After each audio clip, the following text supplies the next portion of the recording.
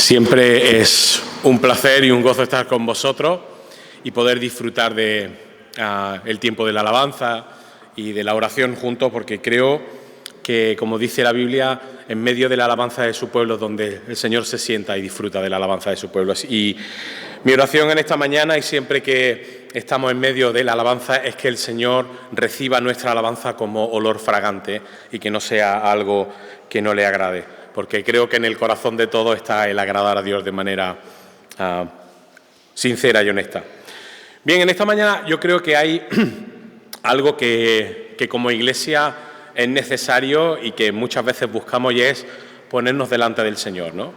Si hay algo que realmente nos llena y algo que realmente necesitamos como iglesia es presentarnos delante del Señor, da igual cómo vengamos. Dice, nos enseña la palabra de que Dios no echa a nadie fuera y que el Señor nos recibe tal y como somos, ¿no? Pero este ejercicio de presentarnos delante de Dios tiene muchos beneficios para nosotros como iglesia y tiene muchos beneficios para el creyente en general. Y uno de los beneficios es buscar la bendición de... Muchas gracias. Y uno de los beneficios es tener la bendición de Dios. Si algo necesitamos y queremos es que Dios nos bendiga, ¿no es cierto? Y muchas veces cuando hablamos de ser bendecidos, creo que muchas veces no somos conscientes de que cuando lo decimos, la gente que no es creyente no entiende exactamente qué significa ser bendecido. Cuando decimos que el Señor te bendiga, que Dios te bendiga, ¿qué connotaciones tiene eso? Pues la primera connotación es que cuando nosotros buscamos la bendición de Dios es que queremos contar con la misericordia de Dios. Si algo necesitamos es su misericordia, porque lo que merecemos, lo que realmente cuando nos presentamos delante de Dios es juicio, pero por medio de que cuando Dios nos mira ve a su propio Hijo, lo que recibimos es misericordia y amor. Y eso es una gran bendición, ¿verdad? La segunda cosa es ser beneficiados del favor de Dios. No hay cosa más grande que el autor de la vida, que el Dios que ha creado todas las cosas, ponga favor en nosotros. Contemos con su respaldo, contemos con su bendición. Y creo que en general, cuando nos presentamos delante de Dios, el profundo deseo en el corazón de Dios es que todo lo bueno que existe en este mundo sea para nosotros. Todo lo bueno que pueda haber y que podamos recibir de Dios sea para nosotros. Así que cuando nos presentamos delante de Dios, si somos bendecidos, nos llevamos mucha riqueza. Pero la cuestión en esta mañana no es ser bendecido o no. Yo creo que eso es algo que está dentro del corazón de Dios. La cuestión es por qué no tenemos la bendición de Dios todos los días. Parece que es que Dios no quiere darnos la bendición, su bendición todos los días, o a lo mejor tiene que ver algo con nosotros.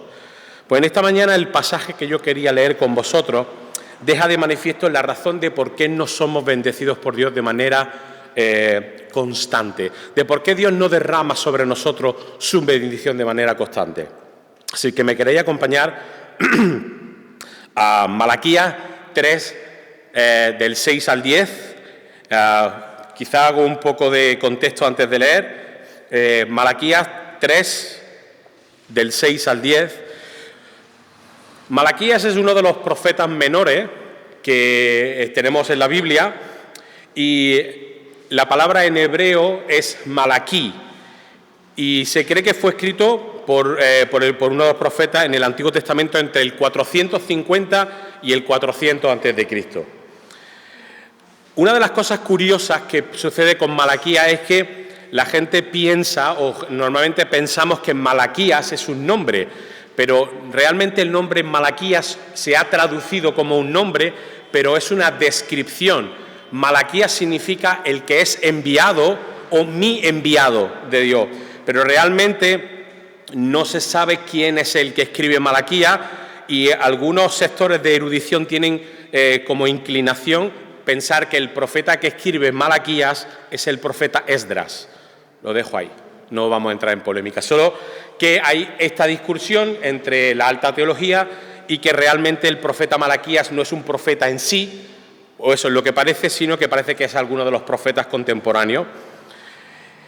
Este libro profético fue escrito en Jerusalén para los profetas, para los israelitas de Judá, después de que estuvieron en el cautiverio babilónico. Y encontramos que el mensaje central, cuando leemos todo el mensaje de Malaquías, el corazón del pasaje, de todo el libro, es confrontarnos con nuestro pecado para ser restaurados de nuevo con Dios. Una de las cosas que también tenemos que entender cuando nos acercamos al texto es cómo era la sociedad, qué está pasando en la sociedad cuando Dios habla en el tiempo que fue escrito Malaquías. En los días de Malaquías, los judíos habían estado de regreso de Babilonia, cerca de unos 100 años antes, estaban curados de la idolatría ya y mediante el cautiverio también habían estado... Dios había estado tratando todo el tema de la idolatría que arrastraban no solamente de Egipto, sino también de Babilonia. Y por otro lado, estaban descuidando el templo. ¿Cómo vemos que había un descuido del templo? Los sacerdotes se habían vuelto indiferentes y un poco degenerados, y los sacrificios ya no tenían mucha importancia y estaban descuidados los diezmos. Luego veremos un poquito más qué significa el tema de los diezmos. Una de las cosas que también llama mucho la atención es que el divorcio era algo muy común y Dios tiene que tratar ese tema. El pueblo había vuelto a una práctica muy antigua de volver a tener matrimonios mixtos, es decir, en vez de buscar matrimonios dentro del pueblo, se buscaban matrimonios dentro de los vecinos paganos. Y cuando tenemos todo ese contexto, encontramos este pasaje que nos dice lo siguiente. Malaquías 3, del 6 al 10, dice: está hablando el Señor por medio del profeta, el Señor no cambio. Por eso vosotros, descendientes de Jacob, no habéis sido exterminados. Ya las primeras palabras del Señor están siendo muy duras. Estoy leyendo en la Nueva Versión Internacional, por si cuando estáis leyendo veis que es muy diferente a lo que tenéis. Dice: desde la época de vuestros antepasados os habéis apartado de mis preceptos y no los habéis guardado. Volveos a mí y yo me volveré a vosotros, dice el Señor Todopoderoso. Pero vosotros replicáis: ¿en qué sentido tenemos que volvernos? ¿Acaso roba el hombre a Dios? Vosotros me estáis robando y todavía preguntáis: ¿en qué te robamos? En los diezmos y en la ofrenda. Vosotros, la nación entera, estáis bajo gran maldición, pues es a mí a quien estáis robando. Traed íntegro el diezmo para los fondos del templo, así habrá alimento en mi casa. Probadme en esto, dice el Señor Todopoderoso, y veréis si no abro las compuertas del cielo y derramo sobre vosotros bendición hasta que sobreabunde. Que el Señor bendiga su palabra. Muy bien, cuando miramos este pasaje, una de las primeras cosas que yo siempre pienso es, cuando yo leo un texto así, ¿qué tiene que ver esto conmigo? ¿Cómo esto que está hablando Dios en este pasaje me afecta a mí en mi relación con Dios? Creo que el gran desafío de la Iglesia hoy no es explicar el Evangelio, no es dar el mensaje, sino que creo que vamos un poco más allá. Creo que la necesidad que existe hoy en día es cómo la enseñanza, el principio activo del Evangelio lo puedo poner en mi contexto hoy. ¿Cómo me sirve esta enseñanza para mí hoy? Y eso es lo que en esta mañana me gustaría que viéramos juntos. El primer punto que quería compartir con vosotros es que la bendición de Dios tiene un coste y es la obediencia. Miremos los versículos 6 y 7 y dice en estos dos versículos: yo el Señor no cambio, por eso ustedes, descendientes de Jacob, no han sido exterminados. Desde la época de sus padres antepasados han sido apartados de mis preceptos y no los han guardado. Vuélvanse a mí y yo me volveré a ustedes, dice el Señor Todopoderoso. Aquí hay unas cosas muy interesantes y es que el Señor deja algo muy claro y es que dice: yo, el Señor, Dios, no cambio. Aquí hay un primer principio y es que Dios deja claro un atributo suyo que es la inmutabilidad, es decir, Dios no cambia. Cuando Dios mira al mundo, lo mira fuera de la línea del tiempo y Dios puede ver nuestro pasado, nuestro presente y nuestro futuro. Y como Dios no es un Dios que cambia, no está sujeto a la línea del tiempo, es posible que Él diga: yo no cambio, porque lo que Dios dijo ayer, es para hoy y será para mañana. Entonces Dios deja algo muy claro: yo no cambio. Y en el texto vemos una contraposición y es que Dios dice, yo como Dios soy inmutable, yo no cambio, es uno de mis atributos. Existen varios atributos de Dios, son los comunicables, que son los que Dios nos ha comunicado en la creación. Su amor, su misericordia, su paz, son atributos que Dios nos ha comunicado a nosotros para que nosotros podamos enseñar al mundo. Y luego están los incomunicables, que son la inmutabilidad de Dios, la omnisciencia. Todas estas cosas son atributos propios de Dios. Y al Dios de ser un Dios inmutable, no cambia. Y la contraposición es que Dios dice, yo como Dios no cambio. Lo que digo hoy, como soy hoy, como es mi esencia, es para siempre. Al no tener no es un Dios creado, es infinito, y infinito quiere decir que no tiene ni principio ni tiene final. En contraposición con nosotros, Dios dice, pero vosotros sí habéis cambiado. Dice en el versículo 7, desde la época de vuestros antepasados se han apartado, habéis cambiado, habéis estado acercándose y yéndose de mis preceptos y no lo habéis guardado. Y el deseo de Dios es, volveos a mí, y yo me volveré a vosotros, dice el Señor. Para poder cumplir sus promesas debemos volvernos a Dios. ¿Y qué significa volvernos a Dios? Volvernos a Dios significa tener el consejo de Dios y obedecerlo. La bendición de Dios nunca es a coste cero. Dios no nos bendice nunca a coste cero. Por eso estaba planteando al principio la idea de por qué Dios no nos bendice constantemente, porque nosotros no pagamos el precio de la obediencia. Si no hay obediencia, no hay bendición. Esto puede ser muy chocante cuando lo pensamos y bueno, qué intransigente es Dios. Nosotros como padres hacemos lo mismo. Si tu hijo no es obediente, ¿le vas a dar encima cosas buenas? Sería contraproducente, ¿verdad? ¿Qué le estarías enseñando a tu hijo? Que puede hacer lo que quiere y aún así es recompensado. No creo que sería una buena educación. Por esa manera Dios dice que es nuestro Padre. Sin la obediencia, sin el consejo de Dios, no podemos ser bendecidos. Dios no nos bendice nunca a coste cero. Y eso es algo que tenemos que entender.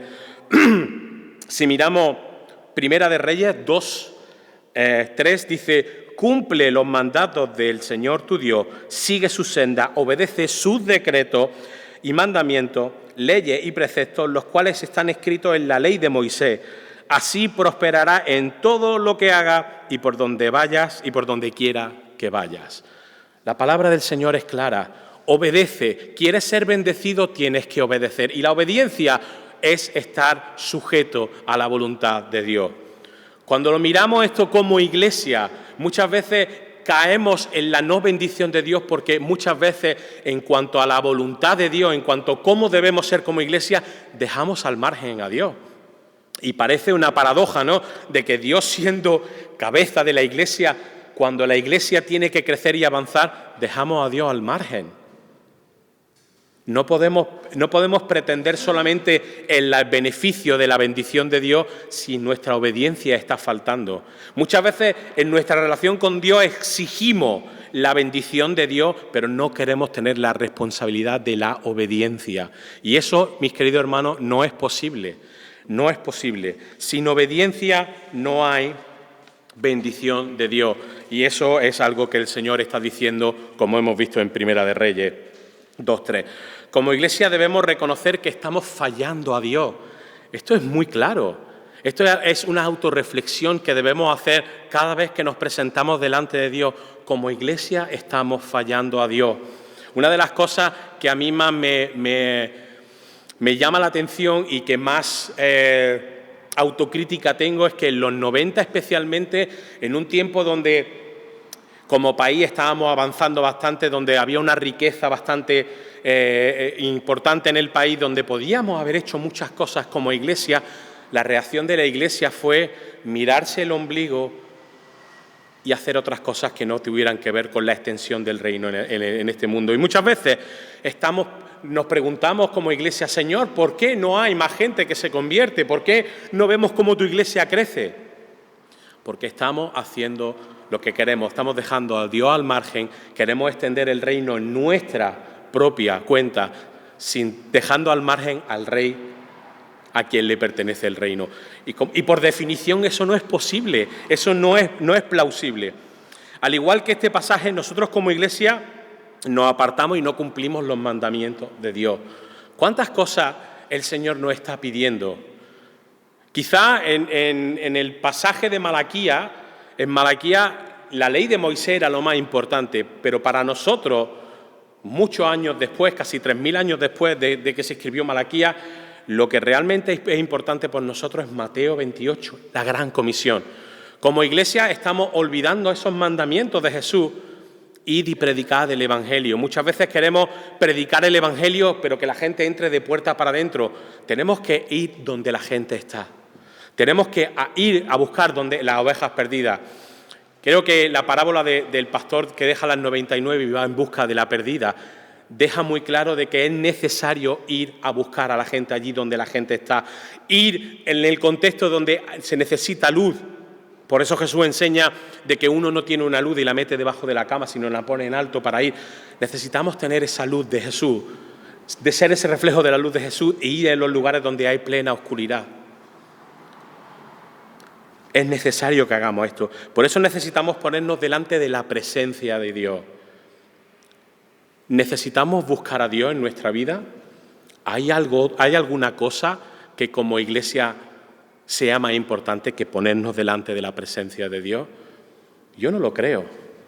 Yo creo que como iglesia tenemos que tener un ejercicio constante de ponernos delante de Dios.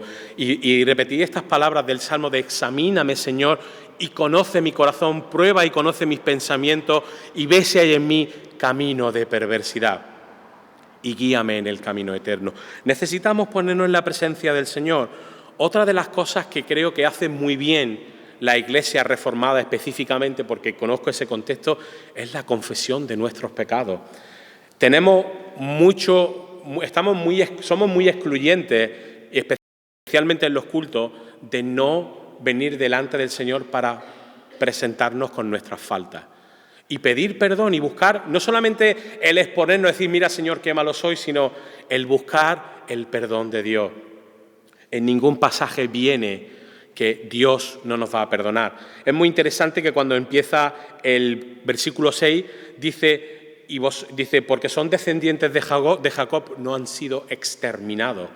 Deberíamos haber sido exterminados por nuestro pecado, pero el concepto de exterminio, de que Dios nos va a liquidar, de que vamos a desaparecer, no es bíblico.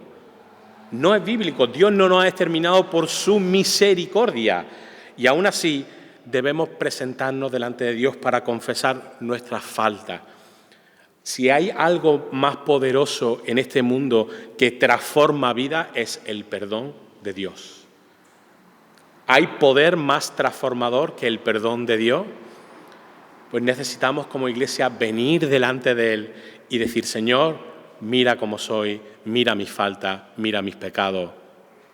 Perdóname y límpiame con tu sangre y transforma mi vida como tú quieras. Muchas veces tenemos miedo a hacer esto en comunidad.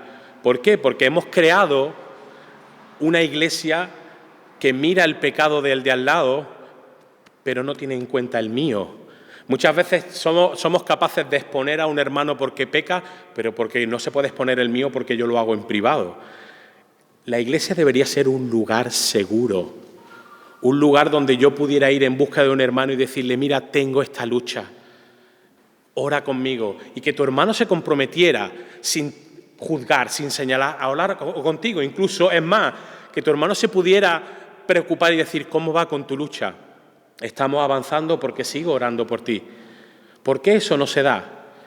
Porque somos capaces de señalar nuestra falta, de señalar la falta de los demás y no de reconocer la nuestra.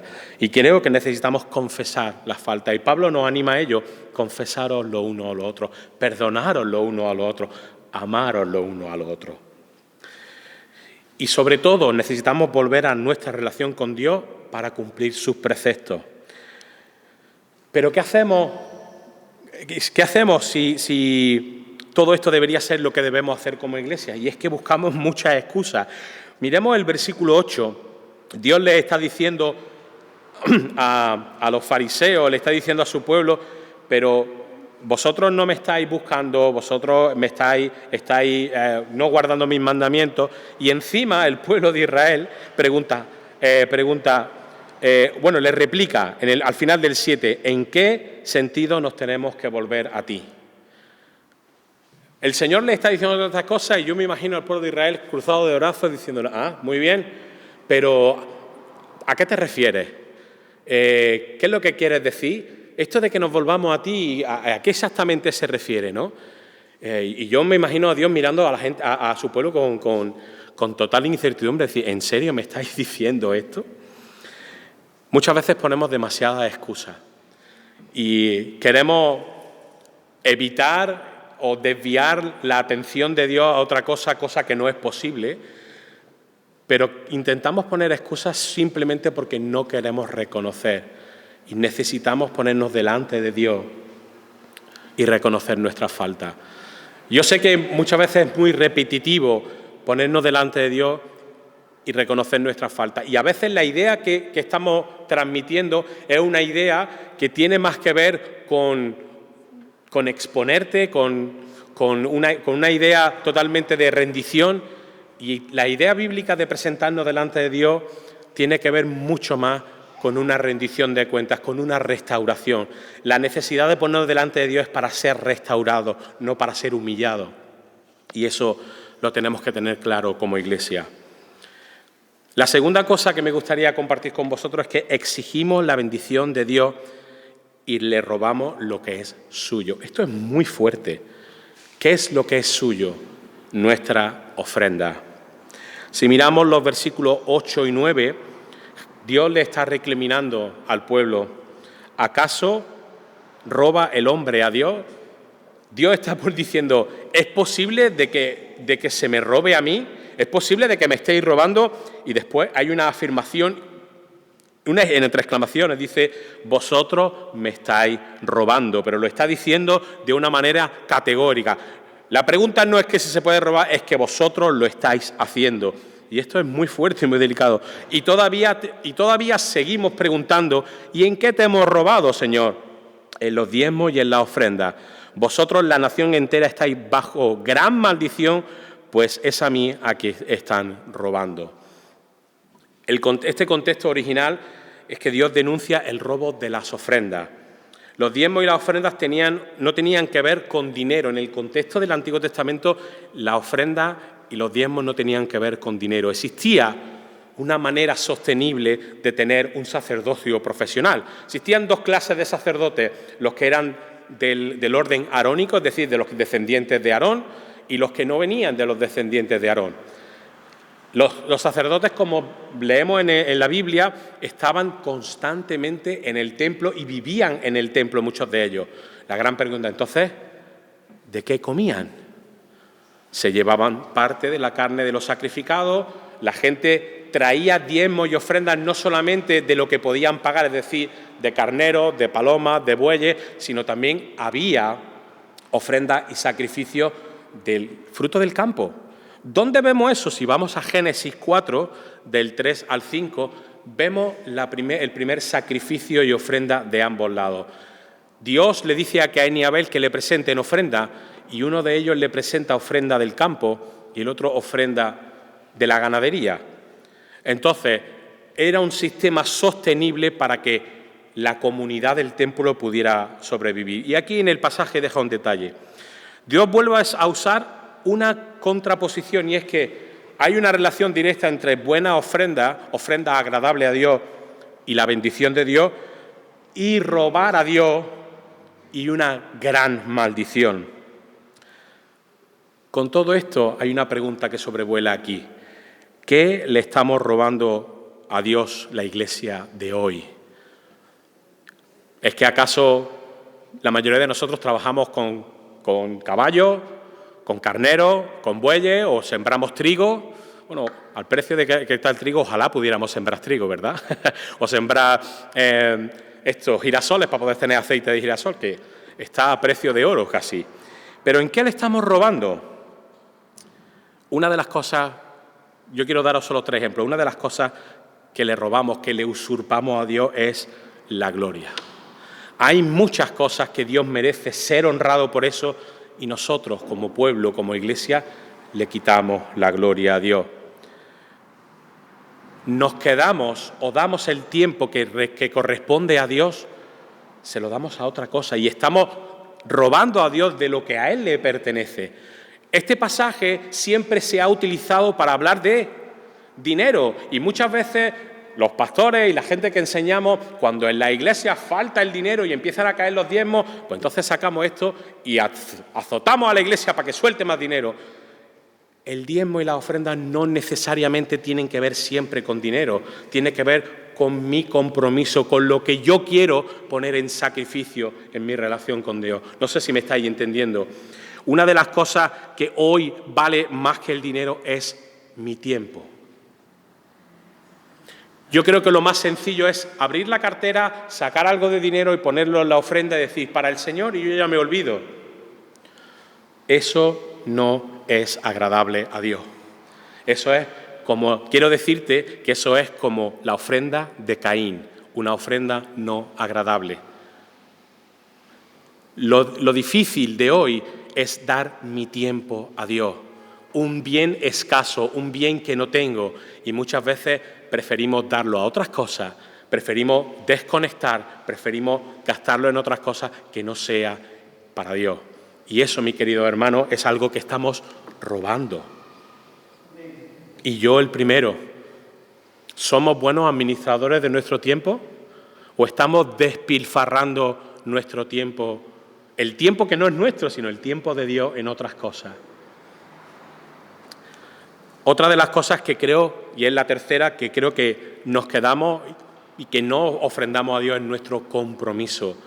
Hay una regla de 3. Como es tu compromiso con Dios, va a ser tu compromiso con tu iglesia. ¿Cuál es tu compromiso con Dios? Tú puedes imaginarte a Jesús yendo a la cruz y diciendo, mira, yo me comprometo a morir por vosotros, pero mira, solo esta mano, ¿vale? El resto no. Venga, el otro, un pie sí, ¿vale? ¿Qué compromiso vemos con Jesús? Esta mañana Alfonso lo estaba diciendo, los himnos cristológicos nos dejan una amplia visión del compromiso de Cristo con nosotros por nuestra causa. Él se hace pobre para que tú y yo seamos ricos, una señal de compromiso impresionante. Jesús decide dejar su gloria, hacerse como tú y como yo, para que tú y yo pudiéramos disfrutar de una herencia, de que seamos coherederos. Eso es compromiso. Hay tantos y tantos ejemplos de Jesús que tienen que ver con un compromiso completo y pleno que nosotros no estamos respondiendo. ¿Cómo es nuestro compromiso con Dios y con nuestra iglesia? Fijaros lo que dice 2 de Crónicas 7:14. Creo que es un versículo que se conoce bastante. Si mi pueblo que lleva mi nombre, una gran responsabilidad que muchas veces no correspondemos a Dios, llevar el nombre de Dios, se humilla y ora y me busca y abandona su mala conducta, yo lo escucharé desde el cielo y perdonaré su pecado y restauraré su tierra. Si algo necesitamos es que el Señor restaure su tierra. Yo creo que si preguntara quién desea ver Málaga rendida a los pies del Señor y no necesariamente debajo de un trono, la necesidad de ver Andalucía rendida a los pies del Señor porque conocen a Dios de una manera profunda como lo conocemos tú y yo.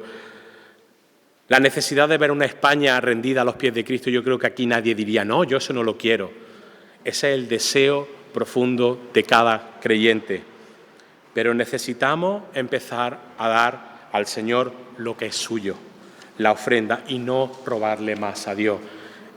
Sé que suena muy fuerte robar a Dios, pero en la teoría puede sonar muy fuerte, pero es lo que estamos haciendo en la práctica. Por lo tanto, hermanos, me insto y os insto a que empecemos a pensar en qué cosas estamos robando a Dios, que debemos empezar a poner como ofrenda agradable a Dios. El último punto que me gustaría compartir con vosotros es que Dios siempre quiere su bendición para nosotros. Y si miramos el versículo 10, dice que es con abundancia. En este último tramo del pasaje, Dios hace un llamado a que el pueblo se vuelva a Él. Como he dicho antes, los diezmos y las ofrendas eran usados para alimentar a los sacerdotes y Dios está animando a su pueblo a que cumplan Y eso tendrá una consecuencia: derramar la bendición de Dios, no solo la necesaria, sino hay una visión muy gráfica, y es abrir las compuertas del cielo hasta que sobreabunde. ¿Cuántas veces en tu vida tú has pedido bendición de Dios, has pedido algo a Dios y Dios te ha dado mucho más de lo que pedías? ¿Te ha pasado eso? ¿Sí? ¿O ha pasado eso de verdad? Dios, cuando otorga, da a manos llenas. Dios no es un Dios que escatima su bendición. Dios no es un Dios que mide su bendición. Dios es un Dios que está dispuesto a abrir las compuertas del cielo para derramar su bendición al pueblo. Y debemos mirar este pasaje como un desafío para la iglesia de hoy. Y Dios dice: probadme en esto ahora. Dios es un Dios que le gusta que le pongan retos, que le gustan que lo prueben. Lo vemos con Gedeón. Gedeón, Dios le dijo: Señor, si tengo que hacer esto, que mañana el vellón esté mojado y el cuenco esté seco, y al día siguiente al revés. Y Dios le gusta que le pongamos a prueba, porque Dios sabe que si nosotros empezamos a confiar en Él, la bendición se va a derramar. Necesitamos entender de que debemos probar la palabra de Dios en cuanto a sus promesas. Las promesas generales para la iglesia, pero las promesas personales. ¿Cuántas cosas Dios te está prometiendo a ti? Pero muchas veces no son cumplidas porque el tiempo de Dios es uno y nuestra expectativa es otra. Yo llevo 6 años en Málaga con la promesa de Dios de que en nuestro trabajo se va a crear una comunidad, una iglesia. Y llevo 6 años, ¿y sabéis cuánto hay de resultado? 0 patatero. Bueno, hay cositas que a lo mejor no estaban dentro de mi expectativa, pero a rasgos generales podríamos decir que mi mujer y yo estamos teniendo un rotundo fracaso. Pero una cosa son el tiempo y las expectativas de Dios, y otra cosa son lo que yo espero de Dios. Y muchas veces no están relacionadas. Así que Dios quiere traer la bendición sobre su iglesia y la extensión de su reino, y eso es algo que tenemos que tenerlo claro.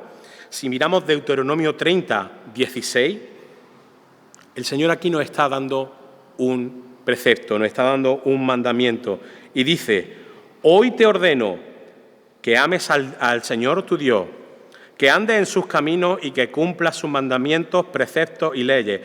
Así vivirás y te multiplicarás, y el Señor tu Dios te bendecirá en la tierra de la que vas a tomar posesión.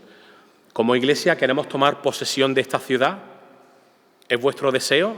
¿Cuál es el deseo que tiene la congregación en Alonso de Palencia? ¿Cuál es vuestro deseo?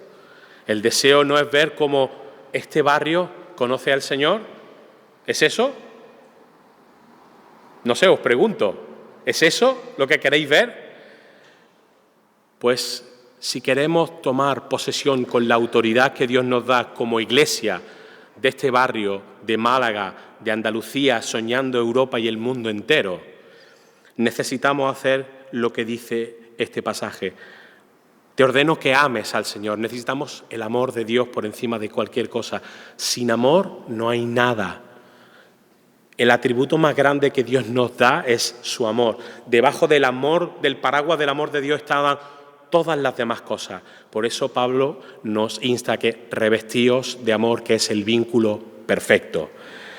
Y que andes en los caminos, que andemos en la obediencia y que cumplan los mandatos y preceptos y leyes de Dios. Y la consecuencia de eso es que vamos a ser multiplicados y que el Señor va a bendecir la tierra que vamos a tomar por posesión. ¿Queremos orar por tomar espiritualmente posesión de este sitio?